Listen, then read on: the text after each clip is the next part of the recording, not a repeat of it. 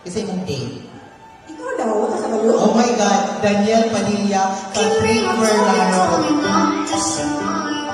Daghan kaayong salamat for the full support of the WSOP North Mid Chapter! It's like a dream come true for me. I never imagined my life standing here in front of you with all the wet fires. I am so happy and overwhelmed with all your support. 2022 is a great year to start for our union of all wedding suppliers in Northern Mindanao.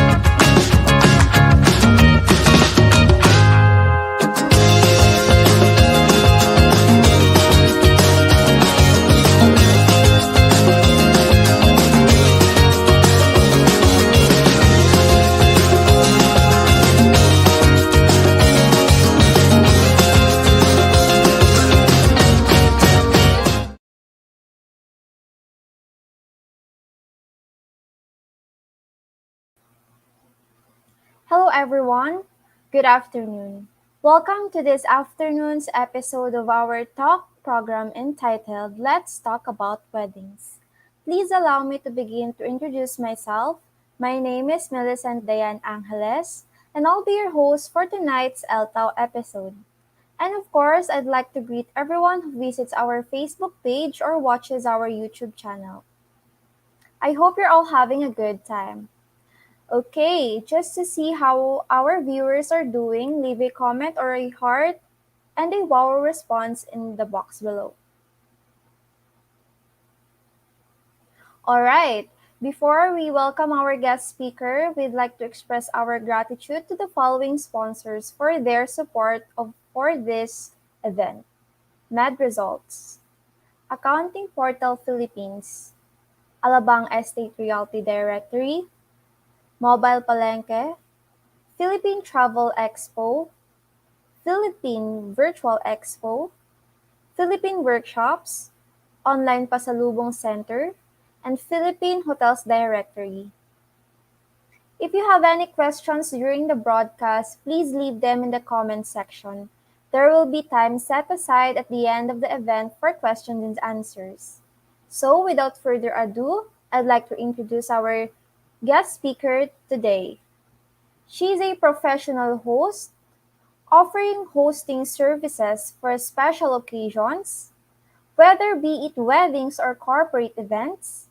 The person behind Hosting by Mara, party and entertainment services, let us all offer Miss Mara Luigi Maranon, our speaker this afternoon, a virtual warm round of applause. Hi, Hi, hello. Miss Mara. It's a pleasure to meet you po. It's a pleasure to meet you too, and hello to all our viewers this afternoon. Yes po. So, let's get our question and answer going, Miss Mara. Are you willing to answer them all po? Sure. Okay. So, the first question po, to zen up a bit po. How are you feeling po right now? Oh, okay. Well, thank you, Millicent. Okay naman, I feel great. I'm actually very excited for this conversation because I think this is the first time that I'm joining a conversation that talks all about weddings. Usually, I was invited before, but it's more on hosting lang. But now, I think weddings are very special for me kasi parang it's one of my source of income then. So, and I'm very passionate about weddings as well as hosting. So, I'm very excited for this afternoon. How about you? How Wow. are you, Millicent? I'm also feeling good naman po. Medyo kinakabahan kasi syempre professional host po kayo. Pero gusto ko pong ma-enjoy itong ano po, hosting ko ngayon kasi syempre isang karangalan po para makausap kayo ngayon. Oh, thank you. Thank you, Opo. Millicent. So, since we want to get to know you more po, of course, lahat ng nanonood gusto kayong makilala. So, can you tell us something about yourself po, your life po? Oh, okay. I'm a wedding host. I'm based in Subic, Olongapo, Zambales. Um, Usually, when I'm not hosting, I'm just at home or at the beach. Ayan, bahay lang or Sarap eating, naman po. watching, watching lang. Pero professionally, I started hosting just about mga 3 to 4 years ago because initially, after I graduated, my purpose or I want to pursue a job in the marketing field. Parang I just want to work sa office, the typical na employer. Office girl. Oo, office girl. So, yun talaga yung goal ko. So, and then, I I was a host of Ocean Adventure here in Subic. If you're familiar with that theme park, Melissa, nakapunta ka na ba sa Ocean Adventure? Actually, hindi pa po. Hindi ako masyadong pinapayagan lumabas-labas. Okay lang. I can So, feel. looking forward po akong makapunta dyan. Yes. So, una, doon ako nag-host sa Ocean Adventure. And then, I had an opportunity to host weddings. Merong nakakilala sa akin that coordinates weddings and organizes weddings. Kaya, ako napasok dito sa hosting industry and event industry. So I started there. Pero initially, I don't have any plans talaga to pursue this as a career. Gusto ko lang maging office girl, alam mo yon, pag weekends, gagala. But then, the opportunity came, so I grabbed it. And I'm very happy that I'm now part of the event industry. Wow, parang expect the unexpected. Ganun po. So when did you start hosting po and when did you realize that you wanted to pursue this career? Ito po ba talaga yung passion nyo? Kahit na Oh, iba yung gusto nyo talagang field noon? mm, well, you know, before, I'm very passionate about hosting, but I'm very scared. Sobrang whenever there's an hosting opportunity for me, lagi akong kinakabahan. Lagi akong pero kukunin ko pa din. I will still grab the opportunity kahit na kinakabahan ako. Kasi sabi nila, when there's something that scares you and excites you at the same time, go for it.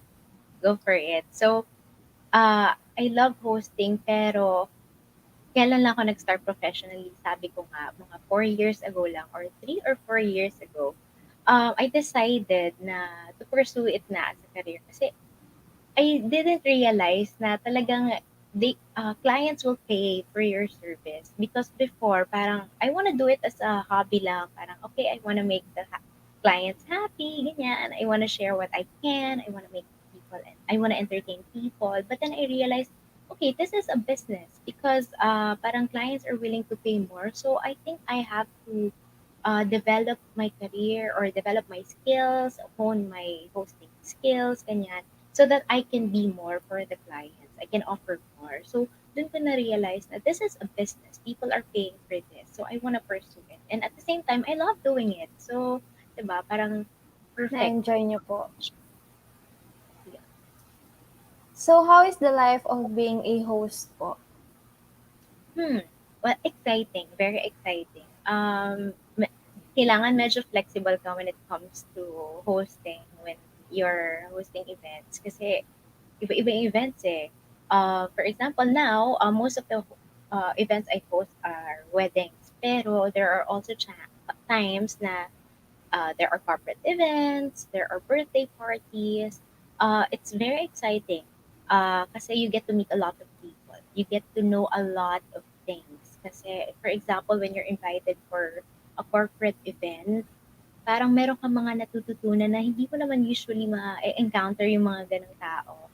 But then, um, they keep on coming eh. So parang you have to be a sponge na absorbing everything that you can absorb para you can grow more and develop your skills. So I can say na yung posting live, very exciting. At the same time, I'm having fun dolling up myself every time may events, di ba? So yun, I get to meet a lot of people, I get to know a lot of things, and at the same time, it's enjoying talaga. Parang magtatrabaho ka to party, parang gano'n. Yeah, it's exciting and very fun, very fun. Since ano po, you've hosted hundreds of events po, what is Hindi your best experience po? Oh, well, best experience. Siguro recently lang, with the weddings I posted. One of the best experiences na I had was the time I'm hosting this wedding and I asked some of the principal sponsors to dance with me. And surprisingly, they're very game. Hindi ko inakala because most of the guests during weddings, di ba, medyo mahihain. Pero usually when the sponsors dance with me on stage without hiya and talagang you can feel that they're really enjoying, I'm enjoying even more. So I think yun yung rewarding, very rewarding experience for me when it comes to hosting. Yung talagang nag-enjoy sila sa party. Yeah, that's one of the best experiences I've had. So what are the preparations po you do before hosting an event po? Well, for the preparation, of course, you have to meet the clients. You have to know what they want. You have to make sure that you're available on that date of the event, and then you also have to prepare for your outfit. How do you look? If the event is formal, and how do you want to present yourself? if the client is requiring you to speak in straight English or pwedeng medyo casual, ganun.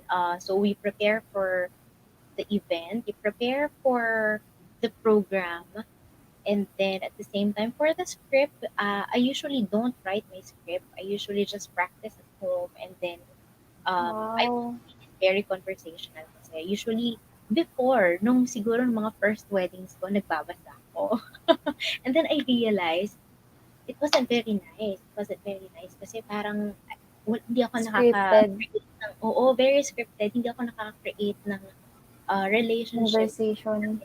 Oo, hindi masyadong conversational. So, I practice a lot and then I try to say all the things that I have to say in a very casual manner na, so that the guest will feel na comfortable, relaxed, at the same time, hindi nawawala yung class doon sa event. So, yeah. So, can anyone be a host po? Like, example ako po. I wanted to be a professional host po like you. So, kailangan ko po bang mag-undergo into training? Or ano pong mga skills na kailangan kong gawin or um, matutunan para maging host po? Well, for me, anyone can be a host as long as you want to be a host. Kasi I think the first thing is kailangan magustuhan mo siyang gawin. Because if you don't like something, diba, how can you be able to do something you don't like? So for you, Millicent, I can really feel that you would like to be a host. And you're great at what you're doing. Thank you So, po. yeah, and I think kung gusto mong gawin yung isang bagay, you can do it because you will strive para maging to do kung ano yung nire-require ng pagiging host. So, I think anyone can really be a host as long as you want to do it. And then, ano yung mga kailangan mong gawin? When I was starting, I was actually looking for a mentor to help. Diba? Usually, when you want to do something, you're looking up to some people who's been in the industry for a long time. And I'm looking for a mentor who can teach me. So, I look up online, I message people, please let me know how can I improve my skills. I usually ask for feedback. Ayan, for feedback.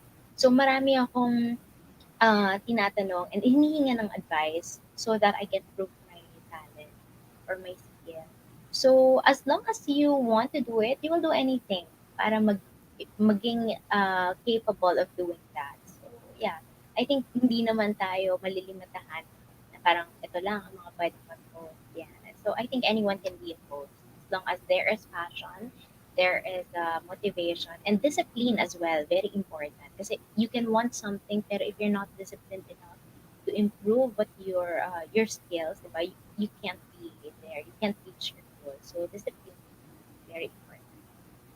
So, discipline, passion, yun po ang mga kailangan. Tama po ba? Yeah. I think for me. For Pero tama naman po kayo kasi ay sorry po. Kasi siyempre para para masaya ka sa ginagawa mo, parang kailangan yung passion mo nandoon po eh. Kasi paano mo gagawin ang isang bagay kung hindi ka masaya doon, tama po ba? Oh, yeah. Kailangan happy ka sa ginagawa mo. At the same time, pray for it. You have to pray for what you want to do. If this is what the Lord wants you to do in life, diba? If this is your purpose, you pray for it and you ask for guidance na dalhin niya yung mga tamang tao sa buhay mo to Opo, bring you to where you want to go. ganda po. So for the next question po, there are people who fear of hosting po. Like katulad niyo po nung una, 'di ba po tama? So, um, do you have any experience po after that first fear na na-experience nyo? And paano nyo po siya na-overcome? Actually, Millicent, hanggang ngayon, kinakabahan pa din ako every time na pumunta ako. But for me, very helpful yung kinakabahan ka when you're going to do something. Kasi magre-rely ka sa prayer. Kumbaga, when you're afraid to do something and you feel like nagawa mo na lahat, nakapag-practice na ako, na kabisado ko na lahat ng sasabihin ko. So, the only thing you have to do is to pray and to ask for guidance. So, that's the first thing that I do. Yun, kapag talaga kinakabahan ako, yung hindi ko control, I pray. And then, Next is if you're prepared, there's nothing you have to be scared about. For me, if you think you've prepared enough, wala kang dapat natutunan. At the same time, meron kong ginagawa. I try to, usually, di ba, parang sumasakit yung chance natin pag kinakabahan tayo. Do you also feel that, Millicent? Ikaw Yes din po, ba? tapos parang naglalak yun dito po. Parang gano'n. Yan, exactly. Ganyan din ako. So what I do, I try to, I try to, um, exercise my mouth. Parang, I Iwa-wide-wide po. oh, why? Then, para hindi ako ma-buckle, hindi ako malito sa sasabihin ko, I try to do some exercise. Like, mga gano'n. So, parang I try to loosen up. Parang singer lang po, no? Oo, kaso hindi tayo singer. Kumakanta ka ba? Opo. Wow! Okay. Ibang klase naman pala si Millicent. Hindi naman po. So for the next question naman po, how can someone be confident in public speaking or hosting po? And any advice po, like ano po, after po nung advice na sinabi nyo, meron pa po ba kayong ma-share pa na matututo yung mga aspiring host din po? Okay. Well, yung una mong question is kung ano yung, sorry? Paano po maging confident sa Maging public speaking or hosting? public. Okay. For me, yung confidence ko, nakuha ko siguro by accepting lang everything na lahat ng opportunity na dumaan sa akin. I try to accept everything so that I can practice it. Usually kasi kapag nasasanay ka sa isang bagay, medyo mas nagiging confident ka in doing it. Kasi the more na mag-hesitate ka to do something, hindi mawawala yung kapag. It's like jumping in the ocean. Ganyan. Kung hindi ka tatalon, ng maraming beses, you will never feel confident about it. So for me, try to practice more. Try to involve yourself in public speaking more. For example, meron kayong family gathering, mag-volunteer ka to host, to, di ba, to organize the games, to organize the party, and then, yan, make yourself available. Like, there are opportunities. So for me, yon practice, practice, practice. And then the second question, Ano pa po yung advice na mabibigay niyo po sa mga aspiring host katulad ko po? ayun, advice, first siguro, you can look for other hosts. You can watch them how they do it, but never copy them. Never copy them. Always try to think kung ano yung style na gusto mo. But for me, okay lang naman panoorin mo yung ibang host. Ako, I usually watch, especially dun sa mga kilalang hosts na in the event industry. I usually watch them, and then I try to get ideas how they handle how they handle events, but I never try to copy them. I try to make my own style. I try to distinguish kung ano ba talaga yung style ko. How do I want to unfold the program? And maybe I'll get ideas from them. But ayun, I try not to copy them kasi that's their style. So for me, okay lang manood ka ng uh, mga idol mong host, and so that you can get ideas. But always try to think of a way on how you want to do it yourself. Yun. So that's the first thing kasi importante din that meron kang model, di ba? Meron kang nililook up, meron kang uh, hindi naman ginagaya, but somehow there's someone who you can inspired, that meron kang inspiration. Second, never stop learning. Never stop learning. Ayan. Ako, I always look for hosting workshops. Ayan. If meron ka ng mga nasalihan ganon, listen. Ayan, I always try to look for workshops na I can improve my skill. Not just hosting, but also speaking, public speaking, ganon. And lastly, um, lastly, ano ba? Last tip siguro, just go for it. Yun nga, if it scares you and excites you at the same time, go for it. Parang, para wala kang ma-regret. Yun. Sana nagte-take notes po ang mga viewers kasi sobrang ano po, parang magandang learning po 'yan. Oh, thank you. So for the next question po, is being a host a good career po? Mm, well, good question. I'm also thinking about that. Na nag-start ako professionally as a host. Well, it's a very good career. It's a business. Sabi mo nga kanina.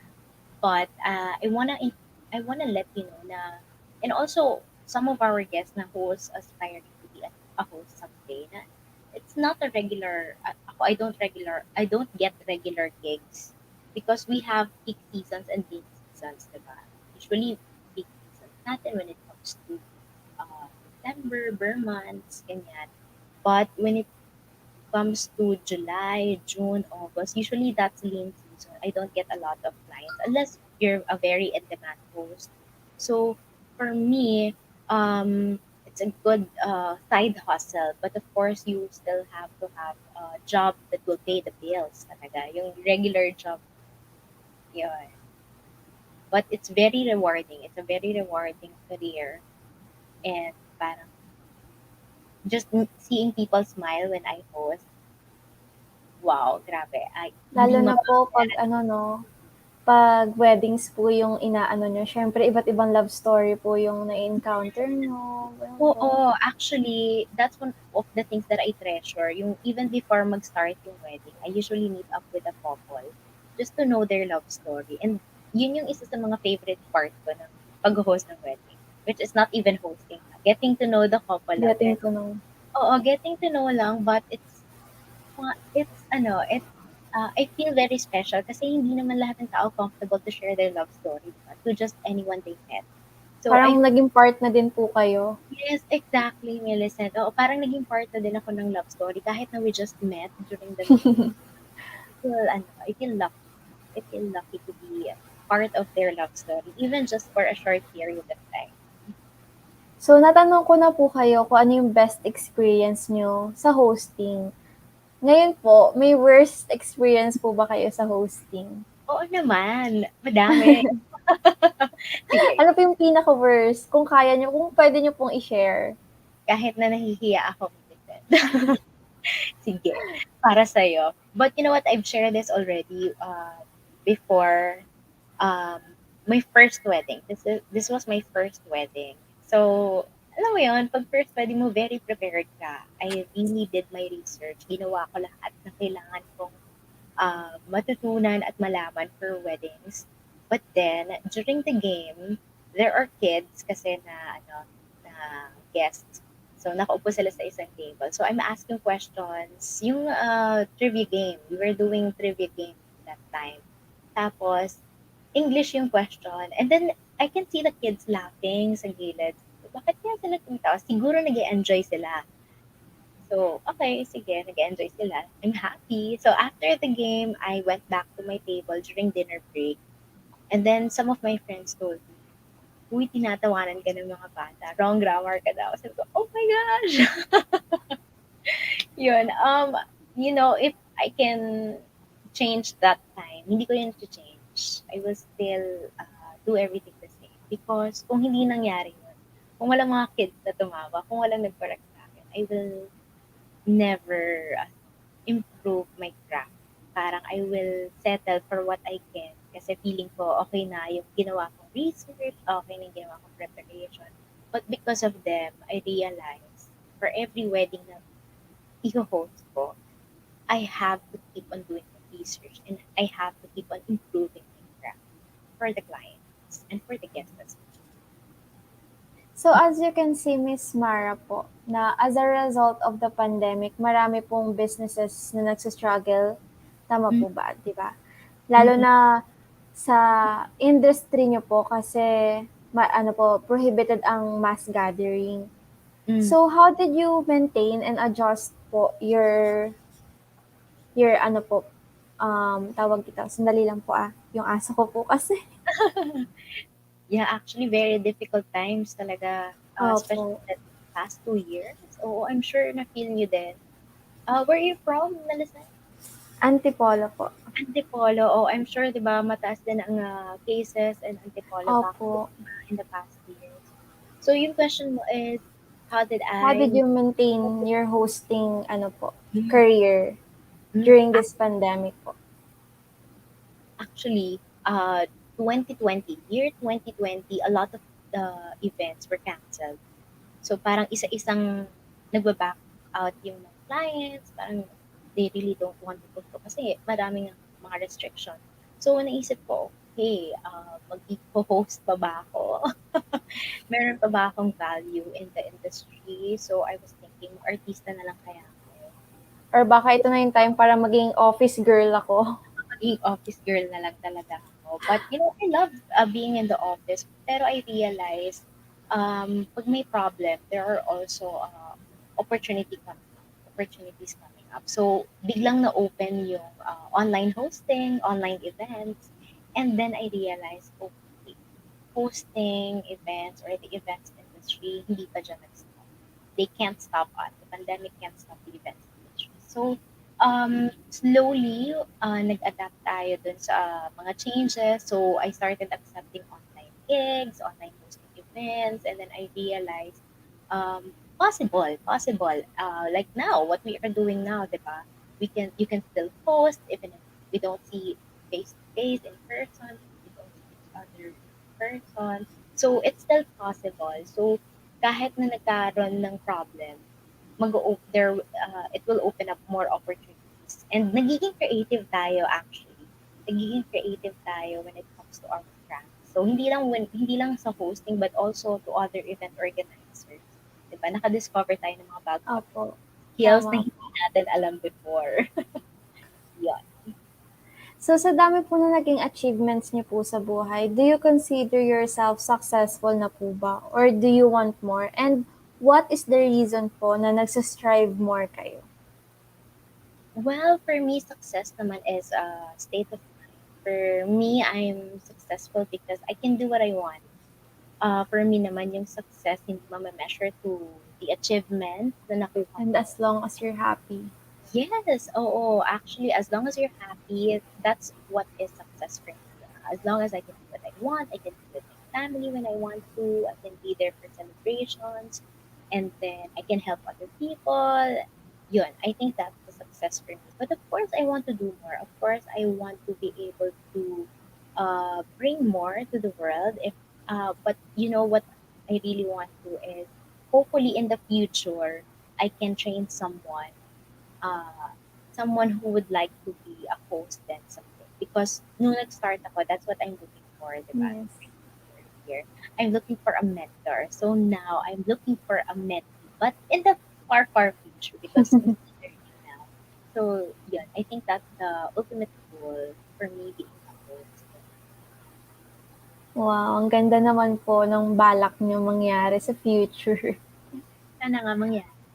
Sana, feel ko po marami rin pong magpapa-mentor sa inyo kasi parang ano po eh, kind-hearted kayo tapos ano po, ang tawag dun yung parang ang ano niyo, ang hinhin niyo po, malambing, opo. Thank you, Melissa. So sadly po, this is the end of the question and answer. So before we end our conversation po, um, may gusto po ba kayong pasalamatan sa kung nasaan po kayo ngayon? Oh, okay. I would like to thank, syempre, of course, God for allowing us to have this conversation. Thank you, Millicent, for the Thank you din questions. po. And of course, thank you to my boyfriend who set up everything for me.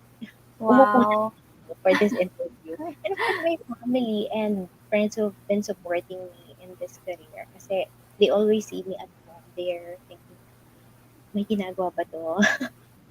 Yun, every night lang ako umaalis. So, thank you for believing in me and supporting me in this career path that I chose. Yun. And of course, thank you to all the suppliers and coordinators that who put their trust in me when it comes to hosting weddings. And of course, the clients, maraming salamat. Yun. And of course, WSAP, thank you for this platform that you created for the suppliers na we got a chance to ano, 'di ba, to cater what we can offer.